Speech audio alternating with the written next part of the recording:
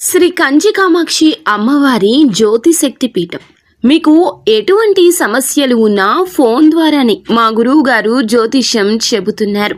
భార్యాభర్తల కలహాలు, ప్రేమించిన వారు దూరం కావడం, డబ్బు, వ్యాపార సమస్యలు, పెళ్లి కుదరకపోవడం, సంబంధాల సమస్యలు, గ్రహ దోషాలు, భూమి వాస్తు దోషాలు, విదేశీ ప్రయాణం కోసం, ఆరోగ్య సమస్యలు, కుటుంబ సమస్యలు, లక్ష్మీ శాంతి, గృహ శాంతి, వివాహం ఆలస్యం కావడం, స్త్రీ పురుష వశీకరణం, నాగదోష నరఘోష సమస్యలు, సినీ ఫీల్డ్ గురించి, విడాకులు, కోర్టు సమస్యలు, రియల్ ఎస్టేట్ సమస్యలు, రాజకీయం, ప్రమోషన్ గురించి, శత్రు వశీకరణ, చెడు ప్రయోగాలు. మీరు ఎక్కడెక్కడో జ్యోతిష్యం చెప్పించుకుని అది నెరవేరలేదని బాధపడుతున్నారా?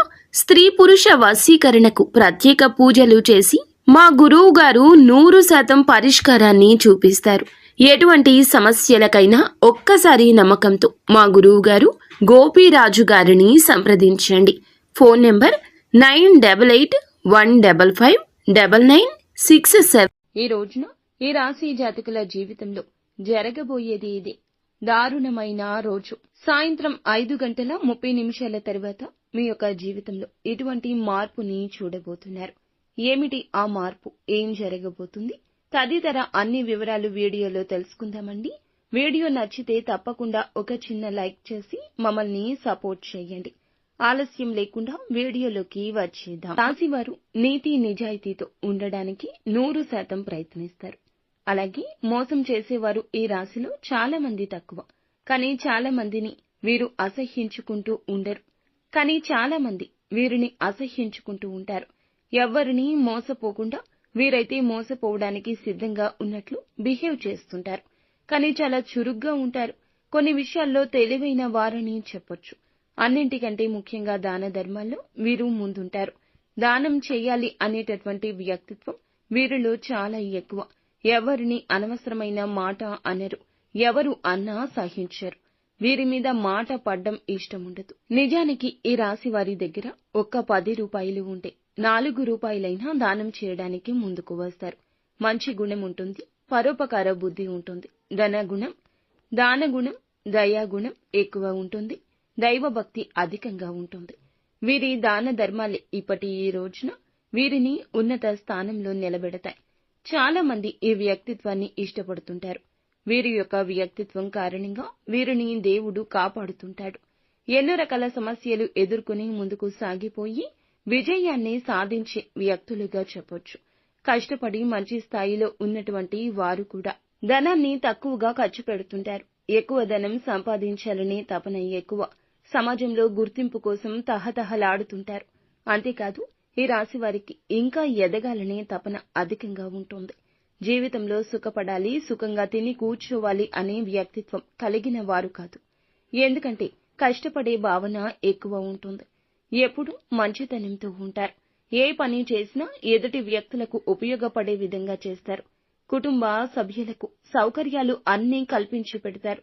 ముఖ్యంగా చూస్తే ఈ రోజున సాయంత్రం 5:30 తర్వాత వీరు అనుకున్నది అనుకున్నట్లు కనిపిస్తుంది.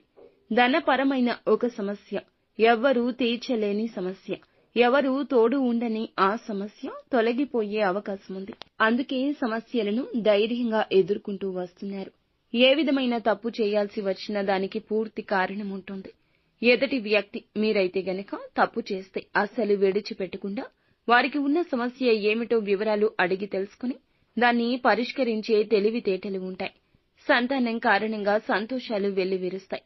ఇంతవరకు ఉన్నటువంటి సమస్యలు తొలగిపోతాయి. మీ వద్దకు, మీ కాళ్ల వద్దకు మీ శత్రువులు వస్తారు. ఇంతవరకు ఎవరైతే తల పొగరు చూపించారో, మీ విషయాల్లో అవమానించారో వారే ముందుకొచ్చి చేతులు కట్టుకుని నిలబడే స్థితి ఉంటుంది. ముఖ్యంగా ఈ రోజు చూస్తే చాలా ప్రశాంతంగా ఉంటుంది. ఏ విధమైన పనికి టెన్షన్ లేకుండా ప్రశాంతంగా నేను చేసేస్తాను, నా వల్ల అవుతుంది, భగవంతుడు నాతో ఉన్నాడు అని ఒక చిరు ఆశా కిరణం మీలో ఉంటుంది. నిదానంగా ఉంటారు. చేసే మంచి పనుల పరంగా మీ కుటుంబంలో చాలా పరపతి పొందుకుంటారు. ఈ రాశివారు ఎవరైతే తల్లిదండ్రులు ఉన్నారో వారి ఆరోగ్యం బాగుంటుంది. ఇక క్షేమమే. అందువల్ల మీరు కొంచెం ఎక్కువ సంతోషంగా ఉంటారు. వృత్తిపరంగా ఆర్థిక వనరులు కలిసొస్తాయి. ఈ రాశి వారికి వచ్చేసి రియల్ ఎస్టేట్ చేసే వాళ్ళకి ఎవరైతే ఉన్నారో వీరికి చాలా బాగుంటుంది. అంతేకాకుండా వేరే ఇతర పనులు ఉద్యోగపరంగా వీరందరికీ కూడా చాలా నచ్చిన ఉద్యోగం దొరకడం, నచ్చిన ప్యాకేజీ దొరకడం జరుగుతుంది. ఇటువంటి వ్యక్తులకు అవకాశాలు, శుభవార్తలు అనేవి ఈ రోజే దక్కడం అంతా ఈశ్వరేచ్ఛ. శివారాధన మీకు నిత్యము చేసుకోవడం వలన, శివుణ్ణి స్మరించుకోవడం వలన అంతా మంచి జరుగుతుంది. శుభం.